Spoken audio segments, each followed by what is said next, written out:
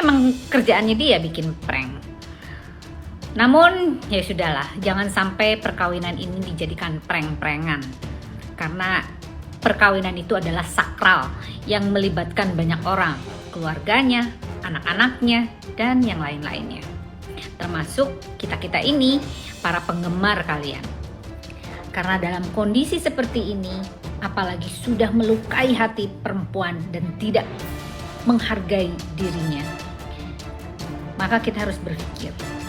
Jadi kalau menurut saya, putuskan segera untuk mengambil jalan yang terbaik untuk Anda dan anak-anak Anda tentunya.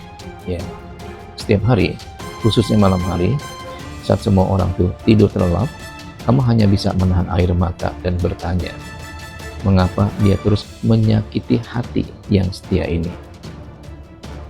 Ya, kamu selalu mencoba meyakinkan dirimu ya, bahwa ada cinta sejati di balik matanya itu.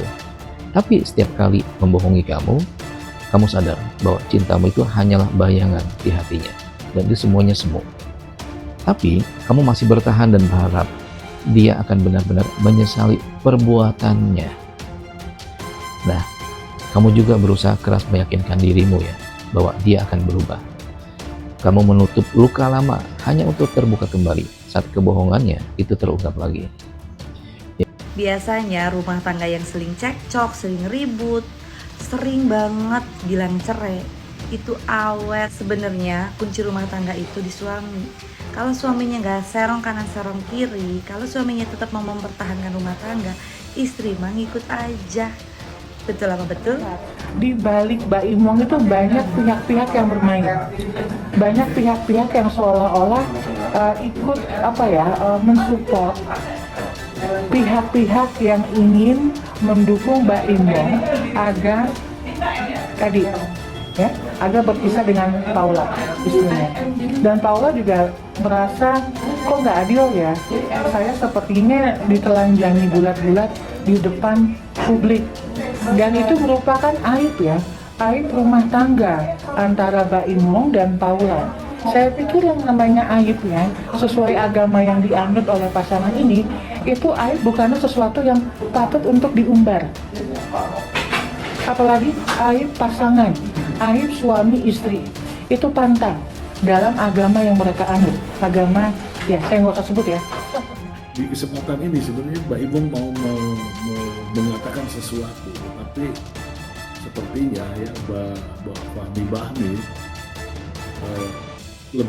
lebih duluan gitu. Jadi pertanyaan ke Mbak Imong dijawab oleh Fahmi Bahmi. Ya begitulah, sehingga mungkin ya ini sebenarnya juru bicara atau pengacara gitu kan. Anda bertanya kan? Ya saran saya dikurang-kurangilah untuk tampil di media, karena ini bukan persoalan yang wow gitu ya.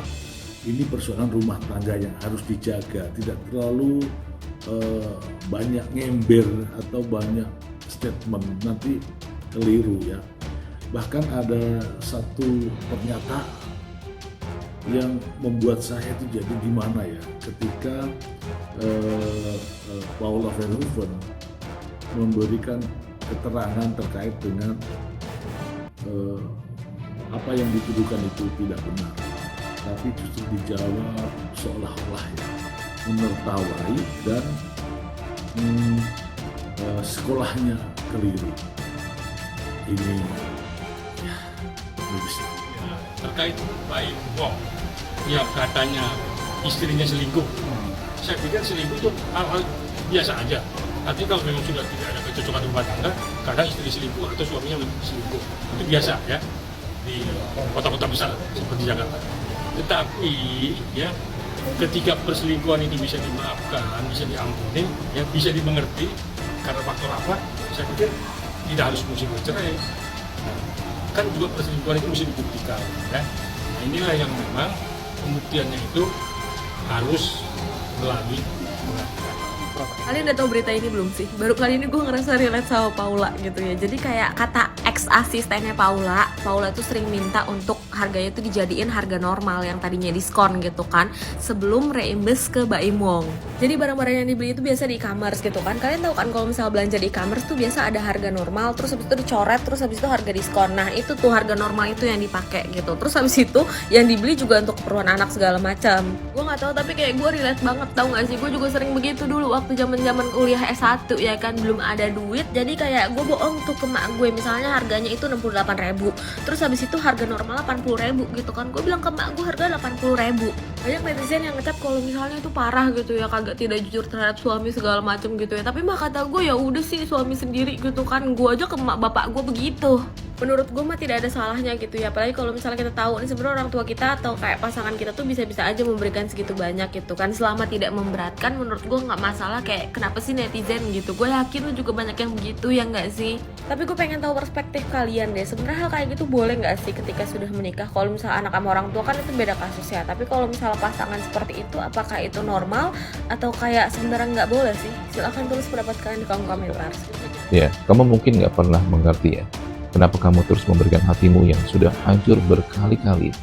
Kamu terus berharap dia untuk berubah, tapi lukamu itu terasa semakin dalam setiap kali dia berbohong padamu, setiap hari. Ya, kamu ingat saat pertama kali melihat bukti perselingkuhannya? Saat itu ada bagian dari dirimu yang seakan mati.